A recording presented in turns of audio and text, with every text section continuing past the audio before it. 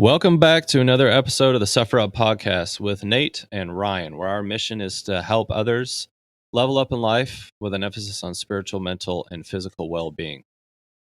We are Nate and Ryan, and today we are super excited to have on a guest speaker, Mr. Scott Dykes. We found him actually on Facebook after he had just completed a quite daunting race, and he has an incredible story and journey up to that race, and we are so excited to have him on here. He has agreed to get on here and share his story, as we're all about hearing other people's stories and journeys, and we hope that you can benefit from this episode. But first and foremost, we want to thank our partnership and sponsor with Soft Socks. Soft Socks makes a toe sock that is form-fitting to your feet, and they are a phenomenal company in that their product is veteran owned, and their sock helps support your feet. It is compression fitting and kind of hugs the arch of your foot. And that I have put a couple hundred miles now on a single pair of socks, and I don't have a single hole in them. So their durability definitely stands up to the hard miles that we put in here at Suffer Up. If you would like to get you a pair and try them out, you can use our discount code SUFFER10. A link to not only their webpage, but also a reminder of our discount code will be in the description of this podcast. So please slide over there to our link tree, and you'll be able to get you a copy of Soft Socks. All right. So we have on here today Mr. Scott. Mr. Scott, do you want to go ahead and give yourself a introduction on who you are and your name, background, hobbies, and anything else that you just find interesting that you want to share on the show? Well, good afternoon. Hey, my name is Scott Dykes. I'm a respiratory therapist at Shands Hospital. 2008, I had a motorcycle accident. Some guy ran a stop sign and T-boned me and threw me 108 feet, 6 inches. And I woke up from a coma, and the doctor telling me that I'll never work again and I'll never be able to walk again. Well, that's not true. I went on to not only graduate college and work there to pay it forward, but I just completed the ultramarathon. And that's my greatest hobby, probably, is running. As a tangent to that, I That's also like awesome. meditation. I've been into insight meditation for many years, and that's a huge background to the mental aspect for me. Other than that, I work, I spend time with my daughter, like to read. Nothing off the wall. Sure. I like the fact that you didn't leave out those 6 inches on how far you flew. It's Every funny how inch the little counts, right? details stick, you know? Oh, yeah, absolutely. Just like So you another said, weird thing about that was, every week I would drive to Gainesville, ride to Gainesville, and this certain intersection, I could never miss it. Whatever I was going through, I could just never miss this intersection. It always caught my attention. And you know what? That's where the accident was. oh, wow. And I've That's always wondered, like, what is the correlation there? Was that just random? Was it something? I don't know. It's those little things that just make you go, huh? Yeah, those little epiphany moments of like, wow, that I don't know if that's irony or not. Exactly. Yeah. Yeah. So you had so you said you were a respiratory therapist for Shands. How long have you been doing that? I've been at Shan since 2018. I graduated in 2016, Okay. And your accident was what year you said? 2008. Okay. So you're a married man? No. Okay. Any kids? Yes, one daughter. She's 13. Okay. Awesome. She's my whole world. My whole life revolves around her. It's awesome. She's incredible. Yeah, that's great. So you're entering the teenage years. Yeah. Yeah. Yeah. It's oof. I don't know. It's a pill to swallow. Yeah, that's fair. That's fair. She's crying 1 minute and 5 minutes later mad at the world and then apologizes and doesn't know what's going on. It's okay, honey. It's hormones. I get it. It's cool. Man, I got $2 of my own, and I am not looking forward to that time. It has its benefits. Who knows? She's wonderful. She's at a private Christian school, which I'm all for. And so I believe, if we introduce them at an early age, when they're taught, when they're young, when they're older, they'll not depart from it. And so she's very much into religion, and we enjoy going to church ourselves. It's a big part of our life. Yeah, that's awesome. Being able to be a part of your child's life and being able to really help grow and mentor them and who they are and who they're going to be is awesome. So that keep being an awesome dad, dude. That's good stuff. So today we just really want to kind of expose your journey. You kind of said that you had your accident, and we here at Suffer Up, we are all about people's stories and how they overcame some form of adversity and how they found success in that. And so I just kind of want to hear about your accident, kind of in as comfortable as you are sharing. Hear your accident, and as far as kind of what the doctor said and your diagnosis and your injuries that you succumb from the accident, and we'll just kind of start there and just kind of navigate through your physical, mental, and spiritual journey through your accident, and then how you saw victory at the end. So if you just want to kind of dive into like what happened, what you were told, your diagnosis, and what the doctors were saying about your overall condition. Yeah. Well, yeah, when I woke up from the coma, the first thing I seen was the doctor telling me I would never walk again and never be able to work again because of my injuries. And so that didn't go very well. I called him a whole bunch of names in different languages. At least in my head it did. I don't know what it sounded like out loud. And threw him Sure. out of my room. I just didn't want to accept that. You know what I mean? But when I went to sleep, when I'm in a coma, it was March 28th. And when I woke up, it was sometime in the middle of summer. And there's just this gap that we don't notice day by day, that the air changes, the temperature changes, minute changes that we track subconsciously. But when you wake up, it's a whole different season. You can't reconcile that space in your brain. It's the weirdest feeling ever. It's like there's a gap there. You can't really account for. And then shortly after that, they sent me to the rehab center. And when I got to the rehab center, I mean, I had casts on both legs, casts on both arms, a C collar on. I was basically mummified, laying in the bed. That's where I began. So I had 37 different surgeries in all. They Wow. rebuilt my knees. I got the titanium plate in my left wrist, my left pinky, a bunch of wires and screws in it. Did some work in my back and my neck. Um, yeah, I How don't many know what else to bones say, did you but break, Scott? I don't know officially. I don't know the count. I'm not sure. Most of them, it sounds like. Yeah, the important ones anyway. That's fair. So essentially, you're basically got the diagnosis that you're going to be like paralyzed, or were they saying like your injuries are so much that the rehab and the time that it takes to heal your body, it was essentially like uncomprehendable for the physicians. Well, from what they told me, that I would never walk again. I mean, I still had my legs, but just they were so messed up, basically, that they didn't Sure. think that I would ever be able to recover to walk. And because of my Yeah. TBI, my brain injury, they said I would never be able to work again either. And so I'd be Wow. total dependent care. Yeah. And And so then when they you sent me home, I had to have like a nurse at home and all this home equipment set up. And I eventually not ended up needing that when I did go home, but that was my initial diagnosis. okay. And so basically like you were given this sentence essentially, and then the way that you so like when you went home you said that you didn't need those things. So how long were you in the hospital for?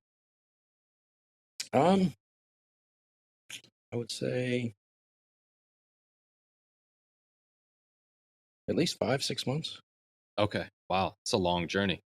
Yeah. Okay. So And it might what? have been longer than that. I mean, I was in another world. They had me on all Yeah. kind of painkillers and everything else, so time was just different. It didn't move the same. Hmm. What did that journey look like once you got home? So that you thought you were going to need all this stuff. You had all the medical equipment and the nurse there. And then did you just try and do things and find out, hey, I'm more capable than they said I was going to be? Or what did that look like?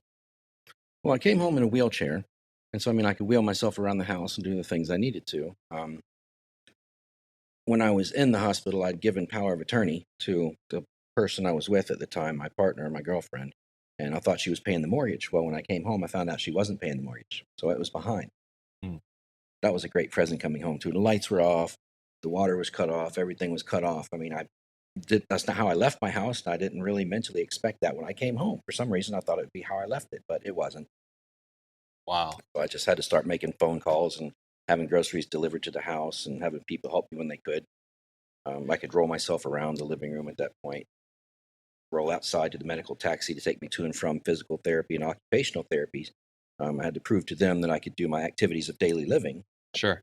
that I could take care of myself. But what a daunting task that was. Absolutely. So your world was not only turned upside down physically, but obviously, socially it was also turned upside down because you were dealing with other things as well, is what I'm gathering. Yeah, yeah. I mean, I'll tell you, didn't just hit me physically. I mean, it hit my identity too. Because when someone tells you that you'll never, either you believe them or you decide they don't get to be the author of your story. Sure. And so for a long time, I spiraled. I was angry. I was mad at God. I was mad at the doctors. I was angry at everybody. And I remember screaming at them, telling them to get out of my room. Yeah. I couldn't understand why, God, why did you do this to me? Like, what did I do so wrong to deserve this? Like why? Why didn't you just take me? This is worse than a death sentence. I mean, I'm here in a body. I'm trapped. I don't have any visitors in the room. I'm laying here for days on end, looking at the ceiling. I can't move. Like, that's worse than death in my mind. And What? God didn't. He didn't answer. He just listened to me. Yeah. And after a while, the only tool I had was meditation that I practiced for years and years. Because it's one thing to be trapped in your physical body when it's broken, but also be trapped in your mind when you can't escape that anyway. I mean, because I couldn't sleep. You don't sleep normal schedule. Sleep is earned, and so when you're just laying there in the bed staring at the ceiling, you're not expending any energy. You're on different medications. There's no sleep schedule, and there's nothing else to do but to think. That's all you can do.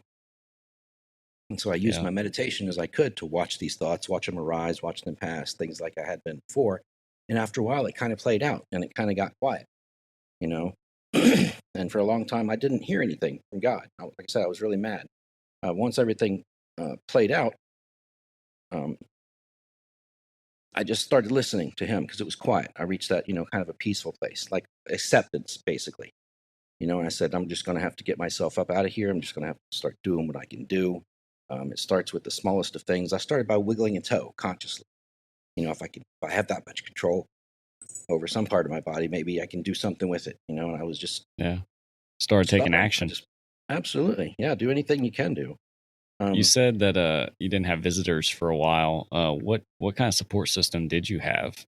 It sounds like your girlfriend at the time was not very good.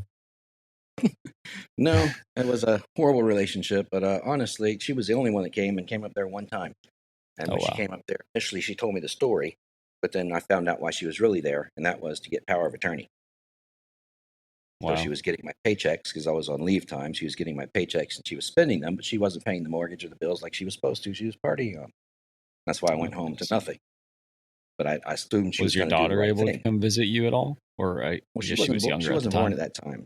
Yeah, she wasn't born until 2012. This happened. So. I gotcha. Okay. So essentially, like, just painting the picture there, you're literally at a rock bottom, like, with everything that you have going on. Oh, yeah. And you're trapped in your mind, like you said, and you're doubting God, even though He's there, He's real, but you're doubting why. Like, there's a big why question mark in your life right now. Right. And so, kind of transitioning out of this rock bottom during your road to recovery, if you will, what were some ways that you overcame these obstacles, both mentally and physically, when you were told you'll never walk again? Like, you didn't want to accept it, and so you're like, no, forget that, man. I'm gonna walk again. And so, describe some, like, tactics or some things that you found during those times when you're rock bottom and you're trying to find ways to win every day, because I'm sure every day, every minute was a struggle for you in this time. And what were some tactics that you used, and what did the road to recovery look like? It definitely was not easy. There's a lot to it. When I was there in the rehab center, I would do my daily exercises that they would want me to do, and go beyond that. Because I'm not going to stay here. I've already made up my mind. When I was laying there in that bed, and after I got really quiet, I just heard something kind of like a. It's hard to describe, but it's not like really a voice, like talking to myself or something. It's more like a realization, like something God said, "Hey, I'm not done with you yet." And that's the fact. But if you woke up today, God's got something to do for your life. If you didn't, you wouldn't have woke up today. So there's a plan. There's a reason. So, okay. And then you don't lean on a shovel and ask God to dig for a hole. You got to get up and start moving, and then He'll do what you can. You got to get up off the couch and start walking. I love that. Do I have permission to use that again? Absolutely. Hey. Yeah, I like that. I like that a lot. So you're taking action. Oh yeah, absolutely. Anything that I can. Yeah, I was going to the PT room one day. I remember I was in there doing my exercises, and they come in there and said that they were locking up. They were going home. I was like, well, y'all go ahead. I'm still here. I'll lock up when I'm done. They're like, no, come on, we're done. We're closing everything shop. Y'all ain't keeping me here. Nope, I'm not done yet. And they didn't argue because they knew I was stubborn by this point. You asked me to do 10 reps, I'm going to do 20. I'm going to do more, whatever I have to do. So yeah, not just the bare minimum, And then I had my walker. when I graduated from the wheelchair, I was spending more and more time on my walker, which was more like a geriatric drag racer with the tennis balls on the back. But, I mean, hey, it worked. And I remember being around the exercise yard, just doing little exercises, making sure that you can walk on uneven surfaces and gravel and be able to go up steps and navigate basic things and all. And it started raining. Similar kind of thing. They're like, hey, it's raining. Let's go back inside. I'm like, you know what? It's nothing but water. I'm not scared of water. I'm going to stay out here and keep going. I'm doing my thing anyway. You guys ain't keeping me here. Just that mentality of never giving up, never just accepting defeat there, because it all starts as a mental thing that you have to overcome. What do you think contributed to that mental resilience that you had at that time? I mean, your daughter wasn't born yet, so you weren't like doing it for her. What do you think was the driving factor there? Why not just give up? Well, because I'm just one that just doesn't quit, honestly. I mean, I've just multiple times in my life, I've done things that people told me that I could not do. And I don't think that I'm special in that aspect. I just, once I make up my mind to do something, I do it, or I don't make it in the process. I die in the process, and I'm not dead yet. So anything I've really made up my mind to do, I've done, I've accomplished somehow. And like I say, I had years and years of practicing insight meditation at this point. And so I was able to do that. Mindfulness meditation, watch thoughts arise, watch them pass, not feed into them. And that helped me a great deal. I can see my daily progress here just a little bit at a time, a little bit at a time. I got to get my life back. I can't accept this. It just doesn't end this way. There's got to be more to this, But there was times I would get depressed and sit in my room by myself. I didn't have any visitors. When I said, I didn't have any that often, to be more clear, I didn't have any visitors at all. Just the one time when she came up there. Both of my parents are deceased. I got a half brother that lives in Chicago, a half brother that lives in Tennessee. We're not very close. So it is what it is. Yeah. So in that solitude that you're describing, you found hope and strength in your victories. No, that's really good. A lot of what you're describing, Scott, a lot of people are lacking. I like to call it the animal complex. Like I just don't quit, right? Yeah. I mean, hey, there's something inside you that's it's beyond all the voice of reason and everything else, and you can reach that. I believe it's a teachable skill. I do. I just didn't give up. I remember when I was in the living room. I remember one day I was going to see how far I could walk actually on my own, unassisted. I'd been doing some work on the walker here and there and gaining some progress, but I wasn't quite totally independent yet of the walker. I still had needed it most of the time. And so I remember sitting there looking at the refrigerator, and I wanted something to drink. And I'm just like, you know what? Let me get something to drink. So was I scared? Absolutely. How many times I fell in physical therapy, fell flat on my face? This could happen here, and there's nobody here to help me get up or anything else.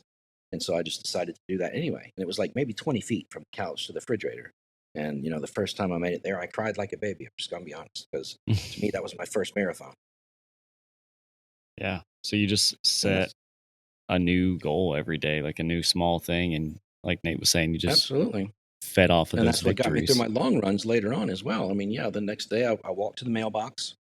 And the day after that, I walked to the neighbor's driveway. And then I walked to the street corner. And then I walked halfway around the block. And then I walked completely around the block. Just a little bit of progression each day. That's all we can do most times. Sometimes, you take it down by the smallest things. If you stand at the base of a mountain and look at the peak, it's overwhelming. You can't reach the top. But if you just focus on reaching that first ledge, and then you reach the second ledge, and you break it down piece by piece that you can do, that's obtainable. And the next thing you know, that huge distance is broken down into small enough pieces that you've accomplished your goal. Wow. That's a really good way of putting that. I was going to ask what made you want to run that distance. I mean, doing the skunk ape, what's that? 100-mile race? There's 100 and a 50. I hadn't worked up to that yet because 4/15/23, I decided to quit tobacco. Right, so I've tried many times over the years to quit, and I also quit opioids after they sent me home. If you want any information on that, I'm happy to talk about that as well. But as far as the race and running goes, so I quit tobacco, and after 100 days, you're considered successfully quit. Well, in the meantime, um, each day when I was having those withdrawal effects, part of that was, the anxiety, the energy. And I'm like, okay, I got to do something with this energy. If you sit around the house and you feed into these negative thoughts, you're going to fall in the trap again. So you got to keep yourself distracted. Let me do something with this energy. So I went to the local track and I started running. It was a 2-mile track. And, I did a lot more walking than I did running. People on a turtle on a skateboard probably could have passed me. There were walkers literally that were passing me. I wasn't fast. I'm still not fast, but I don't quit. That's Yeah. my thing. And so I just went back every day, rain, shine, it didn't matter. If you set a goal, you got to discipline yourself. That's how you get there. It's those difficulties that you overcome in the process. That's the suffering with purpose. You're not just suffering to suffer, but you're becoming stronger. Because there's two voices in your head, right? There's the voice that's defeat, is telling you can't do something, and then there's a voice that you can develop that's going to cheer you on, becomes your own personal cheerleader. Tell that first voice to be quiet. That can be developed, and the more you strengthen that, the stronger it becomes, until the second voice actually becomes who you are. Because that first voice, that's not you. That's conditioned. It was put into you years ago by a parent or a caregiver or somebody that told you something negative. And so now the way that the brain works is you have a feeling first, and then the brain gives you a thought to support that feeling. Right? So maybe you're feeling defeated, maybe you're not going as fast as you can. And so then the brain gives you a thought that you're incapable. You're not capable of doing this. Like somebody told you you couldn't do something. Oh, yeah, they were right. That's just a conditioning. And we do that so much, we begin to think that this is our actual voice, and we don't question it until one day you realize you can talk back to that voice. So that leads me up to quitting tobacco, right? So 4/15/23, I come home from work, get dinner, I get done with that, and then the nicotine monster. He's like, "Well, okay, go ahead and get you some dip." Copenhagen's what it was at the time. He said, "Go ahead and get you a fat lip and sit down and enjoy it. You've deserved it. You've worked all day." I'm like, you know what? Get away from me. Get lost. I screamed at it inside my head, cursing, but I'm trying to be polite here on the air. Thank you. Sure. And it actually did. It was quiet. And I was like, this is surprising. This is shocking to me. And so all evening long, I'm getting paranoid here, getting anxiety, because I know what happens when you talk back. When I talked back to my parents as a kid, sometimes I didn't wake up. That's no lie. And so I went to bed that way. I got up the next morning, and sure enough, he was there to greet me as soon as I woke up. "Hey, you know what? You're a big man. You know what? You did a good job. You sure showed me. Go ahead and get you some." And I'm like, "Oh, you think I'm playing, huh?" So I went around the house and I found all the stashes that I had of cans, just a little bit here, a little bit there, whatever. You always have a can that you keep on purpose just in case whenever you decide to quit. Because how many times you decide you're going to quit, and then 2 hours later you break? Well, it just happens to be right there. It's real easy to break when it's within reach. You don't have to go to the store, out of your way, or whatever that would give you time to think. It's more of a reaction. So I took it out to the curb and I dumped it all in the trash. So I'm like, I'm done. I'm not playing anymore. This time I'm finished. And every day, I don't know how many times a day, they say we have 60 to 80,000 thoughts a day. And how many thoughts of those are the voice of addiction, whether it be tobacco or any other form of addiction that's going to tempt you. But every time they come up, you squish them. Every time they come up, you talk back to that voice. And that's how you develop the strength to overcome that voice. Wow. And that's something anybody I has to love do. that illustration that you gave of, thoughts coming into your mind and people feeding into them, but it's not really you. I love that image that you're not really becoming a different person. You're just refining yourself and being more of who you truly are, not believing those false things that people have told you or that you've chosen to believe along the way. You're just Absolutely shucking those things away and getting back down to the root of who you are. You don't need this. You don't need to believe that. That's incredible, man. Yeah, that's the voice of conditioning right there. And you've repeated it so many times that it becomes second nature. It becomes a reflex, and you believe that it's your voice. You're talking to yourself, telling yourself, you can't do this. That's not you. And the very fact that you can recognize this voice and see it should be illustrative enough of telling you that's not who you are. And so you can actually talk back to this voice. Just the same as you would talk to an external person that tells you can't do something, you have the ability to talk back to them. And this day when I realized I could actually talk back to that, that was one of the greatest days of my entire life. Because I had spent years watching them in meditation, watching them arise, watching them pass, different things like that. But I'd never actually tried to focus and to actually change them, as it were. Yeah. And so if you go on long enough, you also drop that second voice and you just become pure awareness. And that's the animalistic instinct that just doesn't quit. Yeah. That's true. You're hitting on an awesome topic that I would, as far as like that inner dialogue, you can really can either feed you negatively or positively. Right. And which voice gets stronger? The one that you feed. Exactly.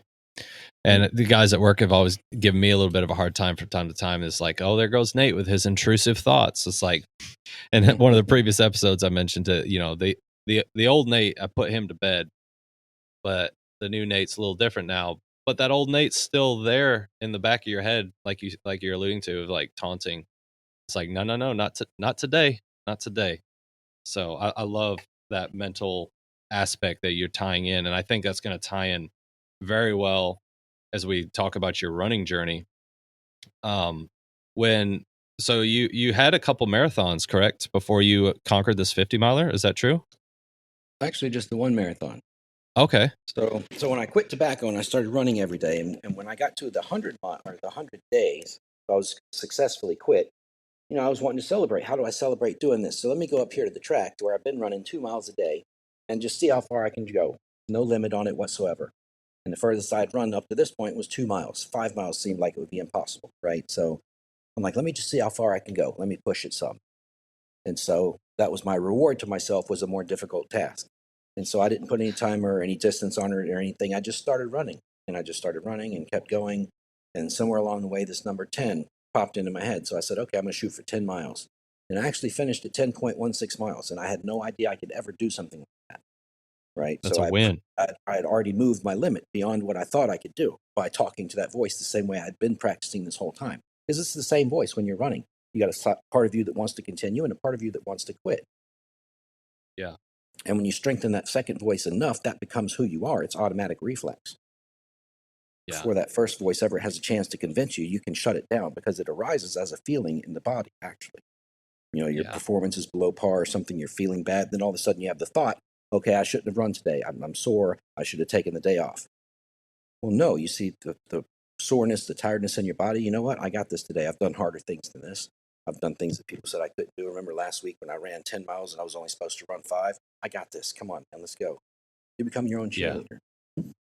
So I was looking at some running magazines, and I'd seen where people were doing marathons and ultra marathons and things like that. I'm like, well, a marathon, that seems like an impossible distance. But you know what?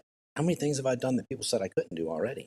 You know what? Why can't I run a marathon? If I can quit tobacco, which is supposed to be one of the most difficult addictions to quit. I've already quit opioids when they sent me home. I've done this. Why can't I do a marathon? Why not? All them people that told me I couldn't do these things, they're not here anymore. So let me believe in myself. Let me just train for it. Why not? I'm going to set my mind to it. I'm going to go for it. And so I got on some Facebook groups and I was just looking for information like, hey, what do you guys recommend? Where do I start? Whatever.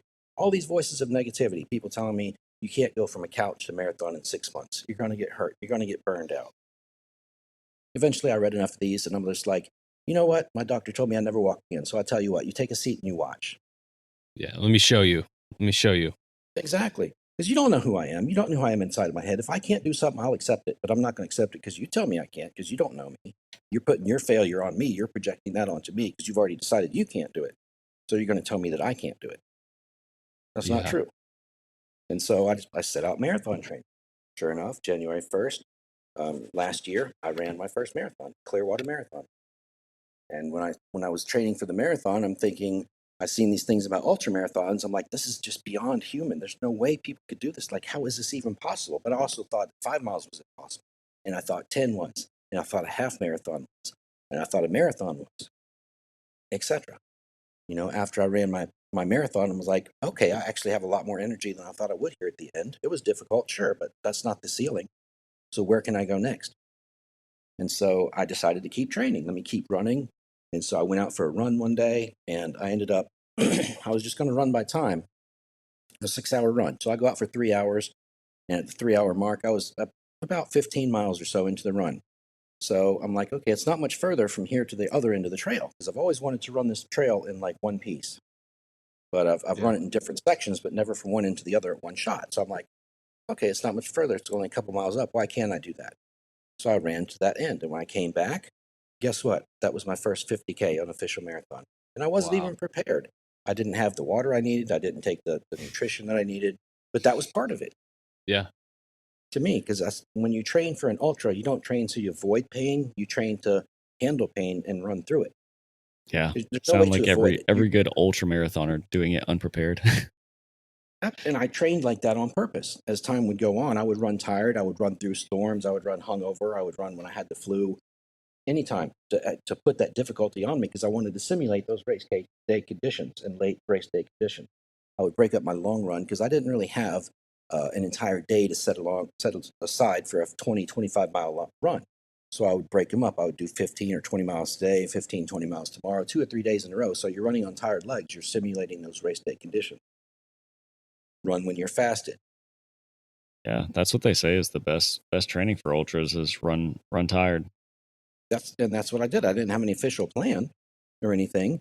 And then I seen this on Facebook. Somebody posted about from Ultra Sign Up about the Whispering Pines Ultra. Now I grew up in Inverness, and so I used to run at Whispering Pines all the time. And this Whispering Pines Ultra was a timed ultra event. It wasn't a distance base. So so it's a 5 mile loop, and the idea is to run as many loops as you can in 12 hours. If you do 2, you're credited with completing the race. But you can do however much you wanted to do. So my goal was not a distance base, but I'm like, let me see how far I can move in 12 hours. Can I just stay on my feet and keep moving for 12 hours? Because my marathon, I finished in just over 6, so I'm doubling the time on feet, right? And so, sure enough, I signed up for it, and I went and did it, and at 12 hours, I hit 40 miles. And I knew, beyond a shadow of a doubt, I could hit 2 more laps. So I knew I could have done 50 at that point. So the Skunk Ape, that when I began training for a marathon a year ago, prior to, seemed absolutely impossible. Now it's within reach. So then I signed up. You really just took it one step at a time and inched your way farther and farther ahead. I mean, with no specific end goal in mind, you just keep pushing the limits. Absolutely. And what I learned from the Skunk Ape race is that ceiling moves. Every time you think that's a limit, you can push beyond that. And you keep pushing beyond that, and you go beyond that, beyond what you think you could do. And it's like, where's the end of this? I don't know, because I haven't found it yet. Because every time I thought I couldn't do something that was impossible, I actually did it. All right. So the mental aspect obviously is a huge key factor on you conquering these massive goals. And so you decide to sign up for a 50 miler and the Skunk Ape 50 miler. Go ahead and tell us like a little bit about that race and tell us your journey through that race, because obviously it was probably a long one. 50 miles is no easy task. So tell us a little bit about the Skunk Ape. Well, yeah, 50 miles is pretty daunting, but like I said, so is a marathon, and so is 10 miles, and so is 5 miles when you don't think you can do it. But once you surpass that, what else is possible? It's 2 marathons back to back. But I stretched that goal a little bit at a time. Just like when I started walking again, I went to the end of the driveway the first day. I went to my neighbor's driveway the next day. I went to the street corner the next day, just a little bit further than I thought I could the day before. And that's what pushing boundaries are. That's breaking through that ceiling. So it was here in Ocala. It's called the Skunk Ape Series. It was a 50/100 mile race with a 36-hour cutoff. And so it gave me plenty of time to do 50 miles. I run all my long runs here on this track, so I'm somewhat familiar with it, except the last part of it. And it was brutal. I mean, a lot of it is off road, so it's not paved. It's through the woods, which is more difficult than running on pavement. But the paved portions that were on asphalt, it's dark asphalt absorbing the sun, so it was brutal, hot. It's well over 90 degrees. There's aid stations about every 5 miles or so, and in between those aid stations, for an average an hour at a time, just give or take, say, it's just you. There's nobody around you, because I mean, there's 50 miles of distance. There's plenty of room for give or take 100 people to be spread out. So you might go hours without seeing somebody, except at the aid station. Yeah. And every time you come into one of these aid stations, it was like a Christmas party. There's music playing. They had all kind of hot food, cold food. They're happy to fill your hydration bladder, do anything they can to help you out there. But once you leave that station, guess what? It's you and your mind again. You're on the trail. You're by yourself again. Just enough time for you to get rejuvenated, rehydrated, refueled, and then back to the solo grind. Absolutely. And here's the thing. If you sit down there too long and you get comfortable, it makes it harder to get started again. So you really want to minimize those stops, because that's when quitting looks pretty good. Oh, yeah. That's when your mind starts talking to you going, hey, you know what? You've already run 30 miles. You didn't think you could do that. It's hot today. You got nothing to prove to anybody. You should just chill and just go ahead and call it a day. And that's when that second voice that you've been training, that's when that comes in and says, you know what? I'm not listening to you. I know I can do this. I know I'm capable of more. I'm not going to stop. You know what? Watch me. And you keep going. Yeah, absolutely. And the hardest part about this race, this particular race, is what's called the berm. It was multiple miles of just sugar sand. It's basically a fire line, I think, that they've cut down, but it's like walking in beach sand. And if you try to run through this, the more effort that you give to push off, the more it absorbs your energy. So it's like a negative return effect there. So the only way you can do it, in my mind, is to survive it. You're going to slow your pace. It's going to slow you down. But it's also, there's no shade here. It's in the brutal sunshine. It's in the hottest part of the day. There's no shade. It's brutal. And come to find out later on, this is where most people of the race dropped out because it's the most difficult section on the course. And it almost got me as well, because when I got to the next aid station, after that, a mile down the road or so, I really thought about quitting. That was the first time I'd really thought about it. How many miles in is the berm, roughly? I'm putting you on the spot here, but I was just curious if it's like beginning, middle, or end. Right, no. It's about 15 miles in, I'm guessing. Just enough for your tires to feel. And the race started at 7 a.m., so like I say, it was the hottest part of the day, which also was a big factor. So if you're faster than that, you can get through there sooner. But like I said, I'm not fast. I just don't quit. That's it. I mean, I hear that and I get like excited. I'm like, I guess we're doing the Skunk Ape. Well, that wasn't when I started getting excited. Not yet. I'm still in my lull stage at that point. And so I come into this aid station. I get refueled, get whatever, and I'm thinking about quitting. I'm like, no, I'm not quitting at this point. Okay. Well, this next section across 200 all the way to the turnaround, I had never been on before. And it's all through the woods. I've never crossed and done that section. So I'm like, I have to go over there and see what's there. If nothing else, that was my motivation to continue from that point. Yeah, the sense of adventure. I made it to that aid station. Yeah, absolutely. Yeah, see what's over there. And see this Marjorie Harris Carr Greenway, years ago, this was part of the Barge Canal project. And so they had dredged out a lot of the sand and piled it up on the sides, but it never was completed, never filled with water or anything else. And so you have these big man-made, basically mountains of sand that you were going up and down as part of this race. Oh, wow. And people think the hard part is going up the hill. No, it's coming down the hill, especially when you've been beating up your legs all day long. Breaking your weight coming down there is twice as difficult. It's murder. And so one of the mantras that I use is the same race, not the same pace. My race, my pace. Just maintain the same effort. You're not going to change your speed. Yeah. That's the key. Just like when you're training by heart rate, no matter what the elevation or the range or anything else does, if you maintain the heart rate, it's the same effort, no matter what your pace is. Because in these races like this, you want to maintain an aerobic level. Because if you start going anaerobic, that's when you crash and you burn out. Yeah, that's so true. So you're saying the mountains of Florida are at the Skunk Ape, the elevation gain. Yeah. I mean, ultimately, it's not considered, I guess, elevation like you would be in the mountains or something, but you're running up and down these dirt mountains. Yeah, no, absolutely. It's funny because, we're flatlanders here in Florida, so any bit of elevation, it's like, ooh, what is this? Yep. There you go. Yep. And so I get to the far end there, the turnaround, and that was the best aid station there was. It was they had loud rock music going. They actually had snow cones. Oh, man. And when I passed somebody on the course earlier, I thought that they were joking. I thought they were pulling my leg. I'm like, he's just funning me. I'm signing up for this race right now, just for snow cones. Right? You should. It's awesome. I recommend it for anybody, for sure. I actually had a friend. His name's John. I think he finished like 4th or 5th at the race you were at.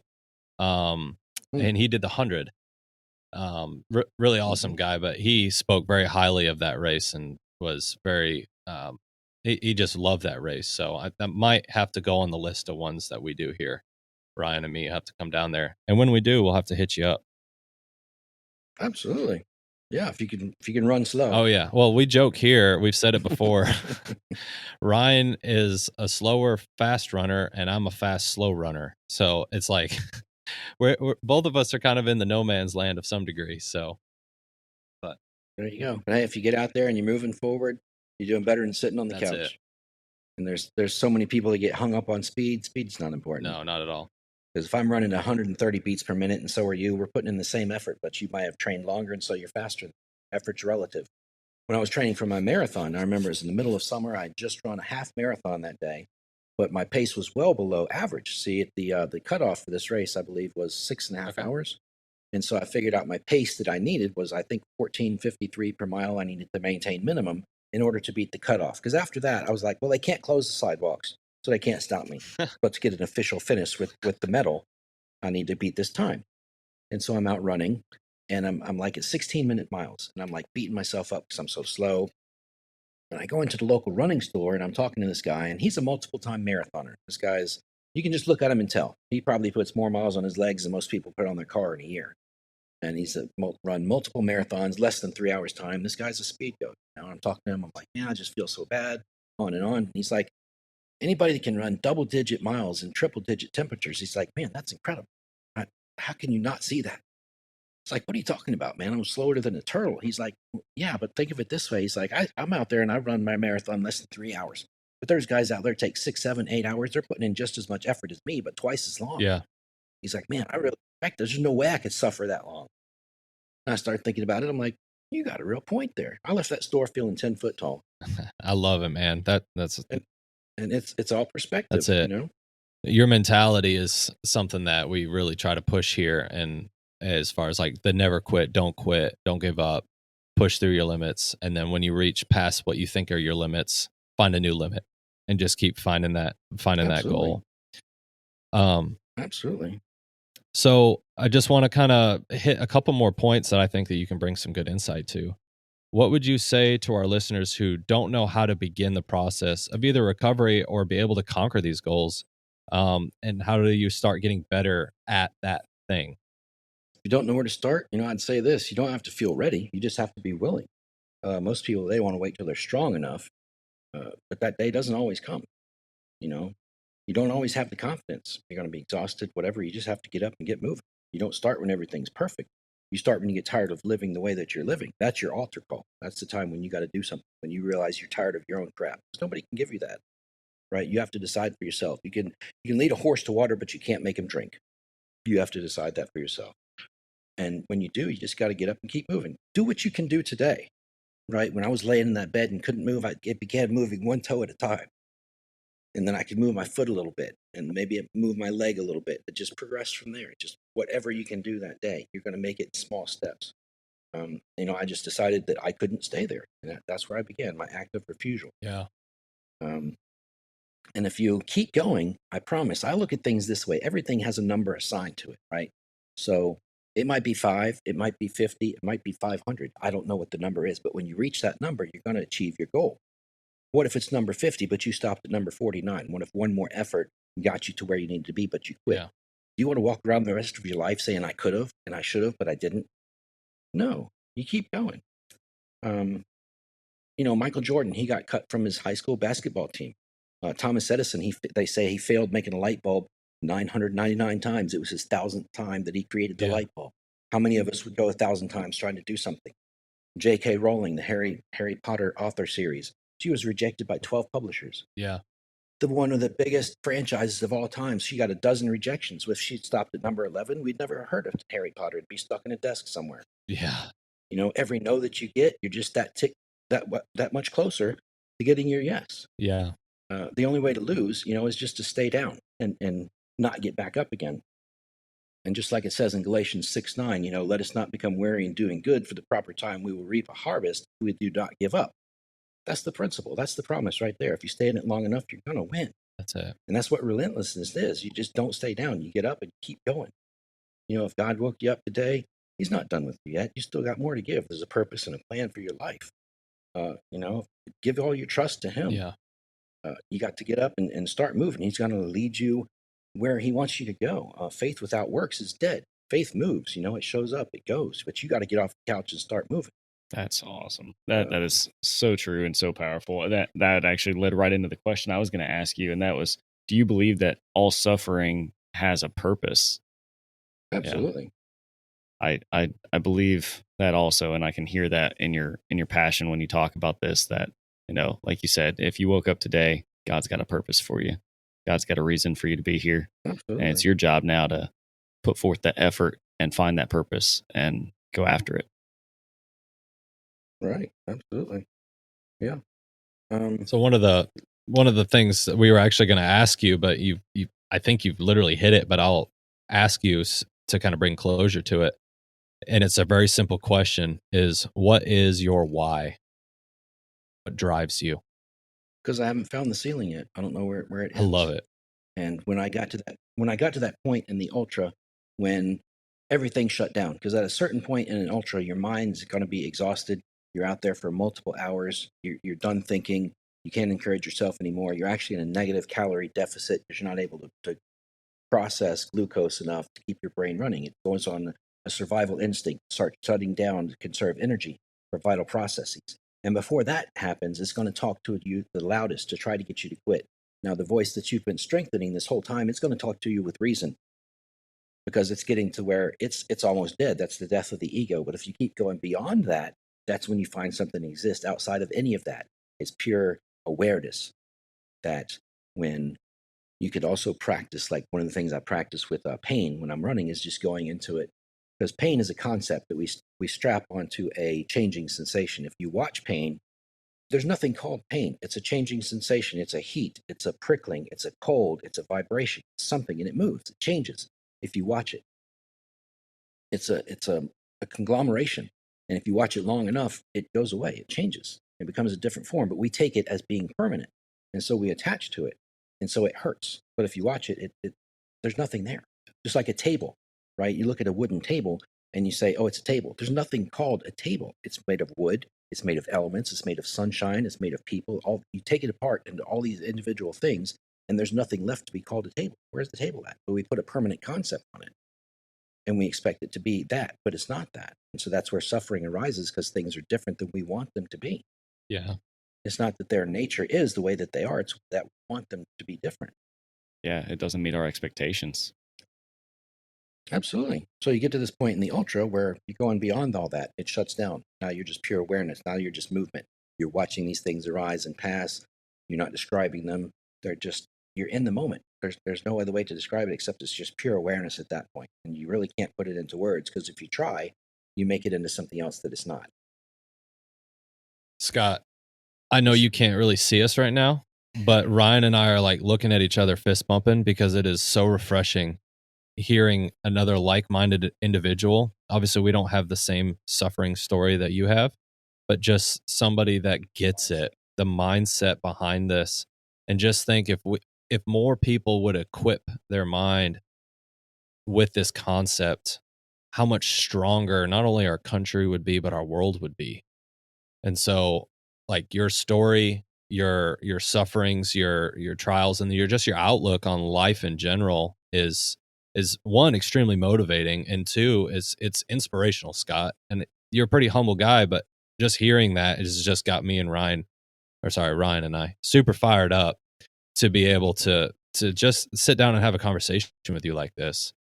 But I will also put a plug in for you. You're quite an eloquent speaker, and I understand that you're an author. Is that true? Yes. And do you want to share just like a little bit about like your books and where they can find those, our listeners, if they're interested in hearing some of your literature? Sure. Yeah. My first book, it began, I've always had these little talks with my daughter, little father-daughter talks, and it began like she was in diapers, very young. She could ask me anything she wanted, and I would answer them. Um, and so I'm thinking some of these things are over her head. She just doesn't have the emotional maturity. And so I'm like, I should write some of this stuff down. And so sometimes I would post excerpts on Facebook, things I was thinking or whatever, and people started resonating with these. I'm like, well, hey, this makes a big difference for people. So a few people's like, hey, you should write a book. So then I heard about Amazon self-publishing. So I went ahead and published a book on there. I published a book about my spiritual insight, my understanding, the way things work.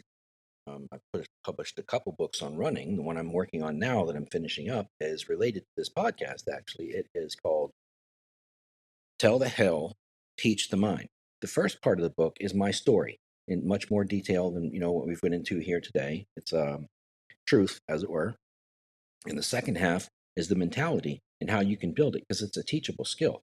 Again, you just have to put the work in. I can't do it for you, but I can explain to you how I did it. Because how many times I've been asked by people, man, how'd you do that? And I'm like, you know what? I just really don't know.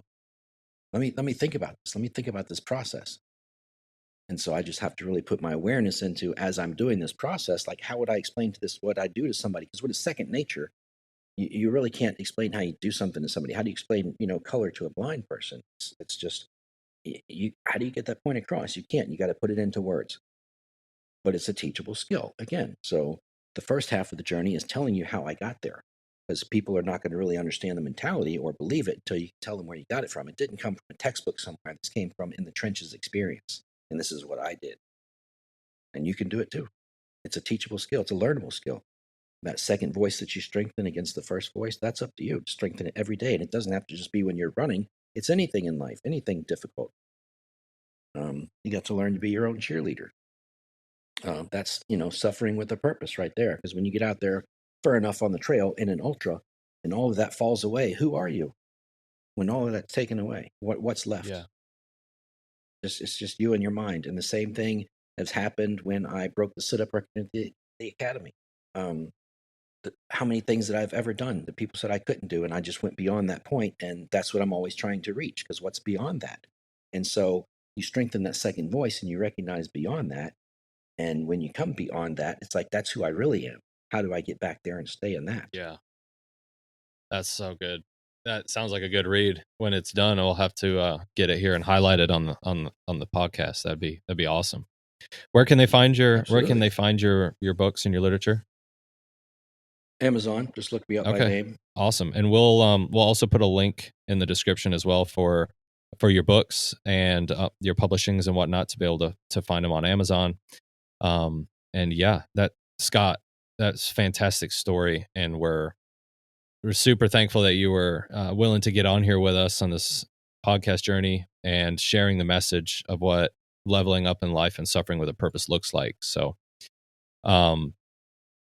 yeah, so thank you so much for doing that. And we're just honored to be able to have you on here. So, do you have any closing remarks that you would like to put out? Let's go. Let's do this. Let's do this because we're pretty chill here at Suffer Up. Tell me your favorite go-to food during your ultra runs. There's two, actually. One would be steak and the other one would be pizza. Steak and pizza. After a very long run that I come home, I can eat an entire large pizza and a half-gallon ice cream. And not even feel bad about it. I love it. Because I burned that many calories. When I went through the Skunk Ape, I burned over 6,000 calories. I sweat 18 liters of water. To put that into a visual, a 2-liter bottle of soda, I sweat 9 of those. That's incredible. That's insane to imagine replacing all of that. Yeah. Right? So, and then the protein from the steak. I've always liked steak, but that's a good source of protein. So I treat myself to a steak. Am I worried about the saturated fat? Not at that point. Not at all. That's awesome. Normally I eat a healthy diet, and your performance is related to your diet. So you have to be careful of what you eat. Yeah. You can't live on junk food and expect to perform at this level. No, not at all. That's awesome. Scott, it's been a pleasure. We will have to connect and network at a later date, especially if Ryan and I decide to do this Skunk Ape here. Sounds like an awesome race. So we appreciate you, man. We appreciate who you are and the message that you're delivering. Awesome luck and good luck with you on the literature publishing. And we're super excited about this episode. Yeah, thank you very much, Scott, for coming on and sharing this with our listeners and with us. It's been impactful for us, and I think it's going to help change a lot of other people's mindset. Okay, I was going to say thank you for having me on here. I appreciate the opportunity to speak. All of this is explained, again, in my book in more detail. It's a teachable skill. It's a learnable skill. You have a lot more in you than you think you do. But it all begins with getting up off the couch and doing something about it. That's it. Get off that couch, guys. Get out there and move and challenge yourself, challenge your mind and your body. Thank you once again for listening to the Suffer Up podcast with Nate, Ryan, and our guest today, Mr. Scott Dykes.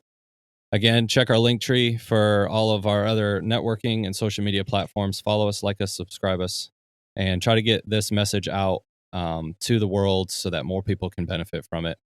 Thank you so much for listening once again, guys, on the Suffer Up podcast. We love you. We appreciate you.